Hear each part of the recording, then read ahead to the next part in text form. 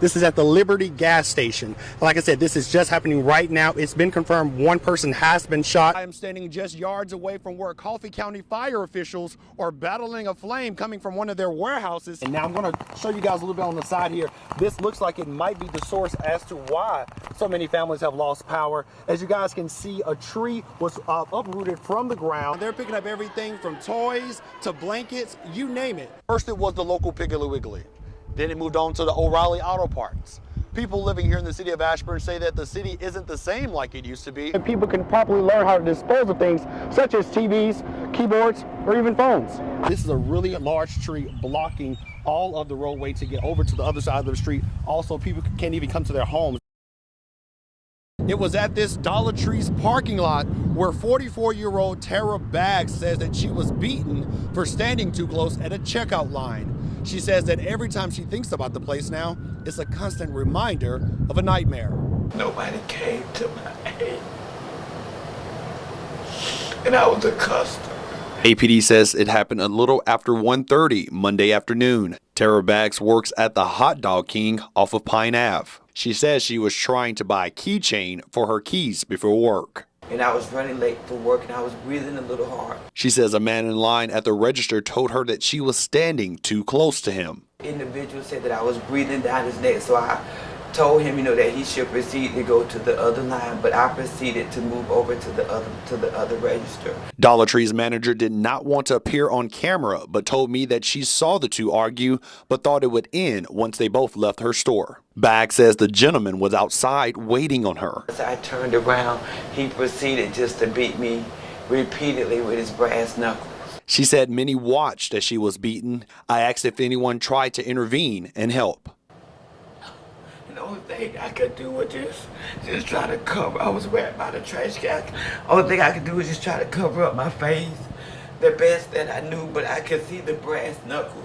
Baggs says that she isn't from the area, but moved to Albany from Brunswick. She described the suspect as a black man, being over 6 feet tall, wearing glasses with little facial hair. She says with all the crime and violence going on in the city, she just wants to go home to Brunswick. I want to go back home because I don't know anymore. I really would like to go back home. She says the guy seemed mad before, and she wants to warn women about men who abuse other women. And I want the young ladies and the women to know that there are men out there that believe in hitting women, and if they hit you one time, please get help.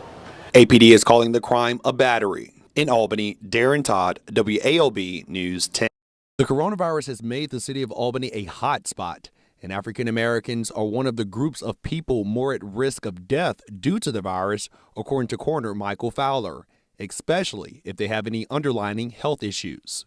It could be diabetes, some kind of heart condition, could be cancer. African Americans are also more likely to be obese, according to the Georgia Department of Public Health, which is also another underlying issue that puts people at a higher risk of death due to COVID-19. These health issues becoming exposed to the coronavirus can be very problematic. Fowler shares that no one could have predicted this from happening, but we can slow it down. To me, at first when this first came out, I think we was taking it lightly. But I think it's more serious now because it's affecting people that we know. After 2 funerals in February, the virus has since spread throughout the city, affecting everyone in its path. We spoke with one bishop who says that he lost at least 2 of his members of his church since the pandemic. COVID-19 is, let me tell you, it's merciless, number one. It is a merciless virus. It has, and it's not a color virus. Powell says he feels like African Americans did not take the threat as serious until someone close to them passes away. Do not take this lightly. If you don't practice social distancing, if you don't practice masking, gloving up, staying at home, developing other habits, you might die. According to Coroner Fowler, 67 people have passed away from the virus in Dougherty County. 53 were African Americans, age groups ranging from 30 to 90 years of age. We've got to talk to our community about health issues. We've got to, I've been telling folks, I'm not trying to be Arnold Schwarzenegger, I'm just trying to be healthy. We asked Fowler if he feels as if the city of Albany could come back from this coronavirus pandemic. It'll ever be the same again. I don't think we'll ever get to that point that we do what we used to do. Would it ever be back normal like it? I don't think we'll ever go back to that point. Fowler says that he just wants people to take the virus and the pandemic serious. Their lives may depend on it. In Albany, Darran Todd, WALB News 10.